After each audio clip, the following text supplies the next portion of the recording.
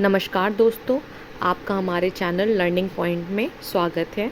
आज हम UGC net के पाठ्यक्रम में लगी एक टोकरी भर मिट्टी कहानी को पढ़ने जा रहे हैं। बदलते हुए पैटर्न में आप देख ही रहे हैं कि हमारे पेपर में बहुत ही डीप प्रश्न आ रहे हैं। हमारी 6 से 10 तक की जो यूनिट लगी हुई है उससे बहुत ही ज़्यादा डीप प्रश्न पूछे जाने लगे हैं। तो हम उसी प्रकार इनको पढ़ेंगे, उनका अध्ययन करेंगे और डीप से डीप प्रश्नों पर चर्चा करेंगे, जिससे कि परीक्षा के समय आपको किसी भी तरीके की दिक्कत का सामना ना करना पड़े। तो चलिए हम अपनी कहानी की तरफ बढ़ते हैं। हमारे यूजीसी नेट के पाठ्यक्रम में कुल 21 कहानियाँ लगी हैं, जिनका हम एक एक करके अध्ययन करेंगे। पहले हम एक दिन उनका अध्ययन करेंगे और दूसरे दिन उसके प्रश्नों को सॉल्व करेंगे। तो हमारी पहली कहानी जो है वो एक टोकरी भर मिट्टी है, जो कि किसने लिखी है? माधवराव सप्रे ने। कब लिखी है? सन बहुत बहुत महत्वपूर्ण है, क्योंकि ये पूछा जाता है। जबकि इस पैटर्न में आप देख ही रहे हैं कि सन वगैरह बहुत पूछे जाते हैं कहानियों के, नाटक के, निबंधों के। तो याद रखिएगा कौन सी पत्रिका में लिखी गई थी? तो वो छत्तीसगढ़ मित्र में लिखी गई थी। इसके पात्र कौन से हैं? तो एक जमींदार है, विधवा है, विधवा की पोती है जो कि 5 वर्ष की है। तो ये स्लाइड अपने में ही बहुत महत्वपूर्ण है, इससे प्रश्न आने के बहुत ज़्यादा चांसेस हैं। चलिए अब हम लोग अपनी कहानी की ओर बढ़ते हैं। तो एक टोकरी भर मिट्टी। किसी श्रीमान जमींदार के महल के पास एक गरीब अनाथ विधवा की झोपड़ी थी। जमींदार साहब को अपने महल का हाथा उस झोपड़ी तक बढ़ाने की इच्छा हुई।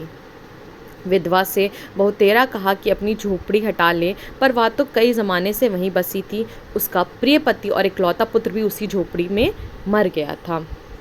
पतोह भी एक दिन 5 बरस की कन्या को छोड़कर चल बसी। अब यही उसकी पोती वृद्ध काल में एकमात्र आधार थी। तो देखिए यहाँ पे हम लोग ने जो हम देख सकते हैं कि यहाँ पे किस तरीके के प्रश्न बनेंगे। तो पहले किसको इच्छा थी झोपड़ी खाली करवाने की? तो ज़मींदार की। क्यों इच्छा थी? कि वो अपना महल को उस झोपड़ी, जो झोपड़ी ने जगह ले रखी थी, उस तक अपना महल बढ़ा सके। और क्या था कि उसका, क्योंकि वो बुढ़िया का उस पति और पुत्र कौन कौन, अच्छा ये भी पूछा जा सकता है कि उस झोपड़ी में किस किस की मृत्यु हुई? तो उसके पति की भी मृत्यु हुई, पुत्र की भी मृत्यु हुई और उसकी पतोह, मतलब पुत्र की वधू की भी मृत्यु हो गई। और वधू की मृत्यु के बाद कौन उसके पास बचा? तो सिर्फ उसकी 5 बरस की कन्या बची। ये सब चीज़ें आपके लिए बहुत महत्वपूर्ण हैं। और यहाँ पे एक जो लाइन दी गई है कि वृद्ध काल में उसका एकमात्र, उस वृद्धा का एकमात्र सहारा कौन था? सिर्फ और सिर्फ उसकी एक 5 बरस की पुत्री थी, कन्या, जो कि उसकी बेटे की बेटी थी। और जब अपने श्रीमान पड़ोसी की इच्छा का हाल सुना तो तब से वह मृतप्राय हो गई थी। मतलब जब उससे अपने पड़ोसी जो जमींदार साहब थे उनका इच्छा पता चली कि वो उसको उसकी झोपड़ी से निकालना चाहते हैं, तो वो कैसी हो गई थी? मृतप्राय, मतलब मृत्यु के समान, कि मतलब वो बिल्कुल उसके अंदर जान ही नहीं रह गई थी। तो झोपड़ी में उसका मन लग गया था, बिना मरे वह यहाँ से निकलना नहीं चाहती थी। और श्रीमान के प्रयत्न निष्फल हुए। तब वे अपनी ज़मींदार चाल चलने लगे, मतलब ज़मींदारी चाल चलने लगे। तो पहले बहुत कोशिश करी, उससे कहा, उसको समझाया, उसको डराया धमकाया, पर वह नहीं निकल रही थी। तो अब वो उन्होंने अपनी ज़मींदारी वाली चाल चलने लगे। क्या चाल चलने लगे? अब हम लोग पढ़ते हैं। बाल की खाल निकालने वाले वकीलों की थैली गर्म कर उन्होंने अदालत से झोपड़ी पर कब्जा करा लिया और विधवा को वहाँ से निकाल दिया। तो देखिए ये लाइन बहुत महत्वपूर्ण है। तो कैसे निकाला? तो जो वकील थे उनकी थैली, मतलब उनको घूस दी, पैसा दिया, जिससे कि, और वो तो वो निसहाय बुढ़िया थी और उसको वहाँ से निकाल दिया। बेचारी अनाथ तो थी ही। पास पड़ोस में कहीं जाकर रहने लगी। और क्या किया उसने? पास पड़ोस में जाकर वो रहने लगी। चलिए अब हम लोग आगे बढ़ते हैं। एक दिन श्रीमान उस झोपड़ी के आसपास टहल रहे थे और लोगों को काम बता रहे थे। इतने में वह विधवा हाथ में एक टोकरी लेकर वहां पहुंची। श्रीमान ने उसको देखते ही अपने नौकर से कहा कि इसे हटा दो, पर वह गिड़गिड़ाकर बोली कि महाराज, अब तो यह झोपड़ी तुम्हारी हो गई है, मैं उसे लेने नहीं आई हूँ, महाराज क्षमा करें। तो एक विनती है। जमींदार साहब के सिर हिलाने पर उसने कहा कि जब से यह झोपड़ी छूटी है तब से मेरी पोती ने खाना पीना छोड़ दिया है। मैंने बहुत कुछ समझाया पर वह नहीं मानती थी। यही कहा करती थी कि अपने घर चल, वहीं रोटी खाऊंगी। अब मैंने ये सोचा कि उस झोपड़ी में से एक टोकरी भर मिट्टी लेकर उसी का चूल्हा बनाकर रोटी पकाऊंगी। इससे भरोसा है कि वह रोटी खाने लगेगी। तो वो मिट्टी क्यों लेने आई थी? पहली चीज़ ये आपसे पूछा जा सकता है। तो वो मिट्टी इसलिए लेने आई थी क्योंकि उसकी पोती ने खाना पीना छोड़ दिया है। और वो बुढ़िया उस मिट्टी से क्या करना चाहती थी? मतलब पूछा जा सकता है चूल्हा बनाना चाहती थी, कि वो मिट्टी के बर्तन बनाना चाहती थी, कि उस मिट्टी से झोपड़ी बनाना चाहती थी। ऐसा क्या करना, क्यों लेके आई थी? तो ये भी आपसे पूछें कि वो उससे चूल्हा बनाना चाहती थी। और क्या भरोसा था उसको कि इस चूल्हे से बनी रोटी उसकी पोती खा लेगी।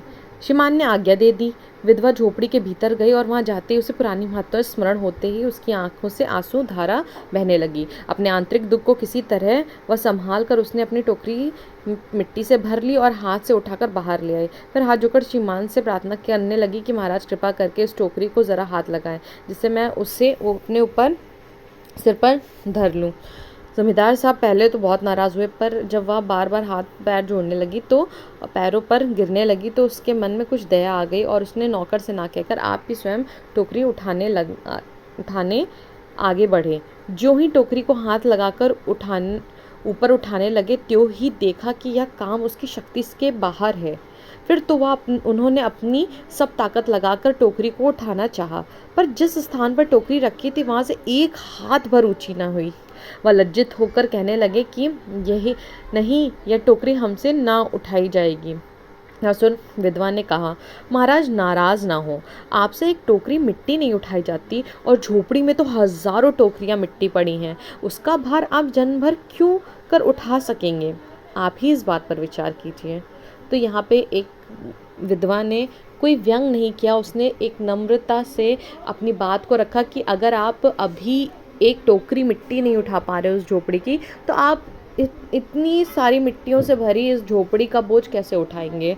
तो जमींदार साहब धन पद से गर्वित हो अपना कर्तव्य भूल गए थे और विधवा के उपरोक्त वचन सुनते ही उनकी आंखें खुल गई और कृत कर्म का पश्चाताप कर उन्होंने विधवा से क्षमा मांगी और उसी झोपड़ी उसको वापस दे दी। तो देखो, यहाँ से एक प्रश्न और पूछा जा सकता है कि जमींदार साहब किस पर गर्वित हो गए थे? तो अपने धन पद पर गर्वित हो गए थे और क्या भूल गए? अपने कर्तव्य को भूल गए थे। तो यहाँ पे हमारी आज ये कहानी ख़त्म होती है। और जैसा कि मैंने बताया आपको कि यहाँ से जितने भी प्रश्न उठ सकते थे मैंने उसको कवर करने की कोशिश की है। पर जब हम कल इसकी प्रश्नोत्तरी को हल करेंगे तो आपको इस पाठ्यक्रम के बारे में और जानकारी हो जाएगी और किस तरीके के प्रश्न हमारे यूजीसी नेट में, हमारा हरियाणा असिस्टेंट प्रोफेसर में भी यही सिलेबस लगा हुआ है, उन सब में आपको इससे मदद मिलेगी। आपके जो भी CUET के एग्ज़ाम होते हैं, कॉमन एंट्रेंस एग्ज़ाम, BHU के, JNU के, उसमें भी आपको बहुत सी फ़ायदा मिलेगा। तो इसके लिए आप हमारे चैनल को सब्सक्राइब करें, लाइक करें और हम लोग को ऐसे ही हमारा उत्साहवर्धन करें, जिससे कि मैं ऐसे और आपके लिए प्रैक्टिस सेट और कहानी, नाटक, निबंध और भी बहुत महत्वपूर्ण तथ्य आपके समक्ष प्रस्तुत कर सकूं। धन्यवाद।